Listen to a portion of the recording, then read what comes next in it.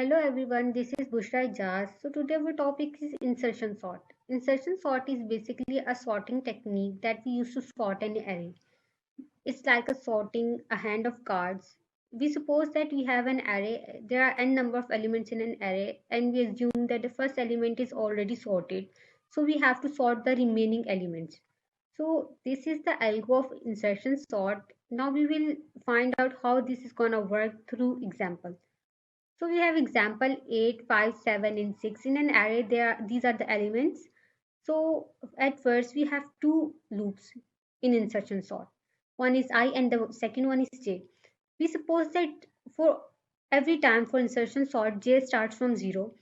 So from j is equals to 0 and I is equals to 1. Let's suppose our j is here, j is equals to 0, where I is equals to 1 and the value of I is 5.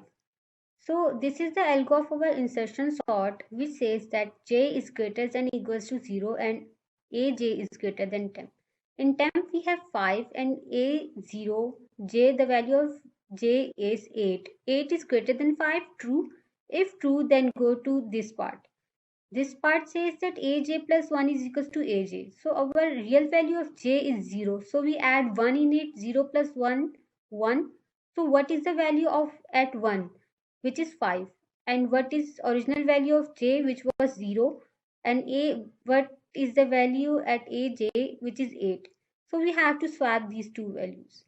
After swapping these two values, we'll go to this part of the algo, which says that j is equals to j minus 1, which was the original value of j, which was 0. 0 minus 1 is equals to minus 1, which will gonna break the loop. So here our first pass will be ended. So we'll move forward to our next pass. These two values have already been swapped in the previous slide. So however, j start from 1, I is equals to 2 and temp is equals to 7. So we'll apply the same algo. If aj is greater than temp, what is the value of j now, which is 1. 8 is greater than temp is 7, true. So we have to swap.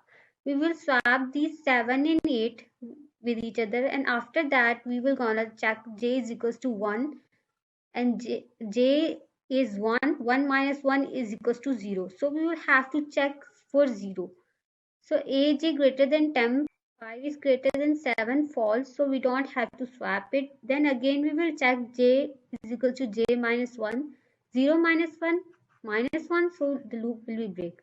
So our second pass is completed here. So we will move forward to the third pass, which says these three values have already been swapped with each other. Now our j starts from 2 and I starts from 3. So our temp is 6. We will apply the same. 8 is greater than 6, true. So we will swap these values, 6 with 8. Now we will gonna do j is equals to 2 minus 1. 2 minus 1. So we have to check for j is equals to 1. And now 7 is greater than 6, true. We will swap. For j is equals to 0, we will check. If 5 is greater than 6, false. So we don't have to swap, and here 0 minus 1, the loop will gonna break. So this is how our insertion sort algo works. So we will now go back to our algo and we'll see how this gonna work. So this was a thing we were doing again and again. If j was greater than 0 and aj was greater than 10, then we go inside the loop and swap these. After swapping, we do j is equals to j minus 1, which will gonna see that if the value of j is remaining and the value of j is greater than I, so we have to swap that. So this was our insertion sort. Now we will see what is the time complexity of insertion sort. So the best case will occur when inner loop will not be executed, and the worst case will occur when there are two nested loops. So if there are two nested loops, then its time complexity will become big of n power 2. So it's all for today. Thank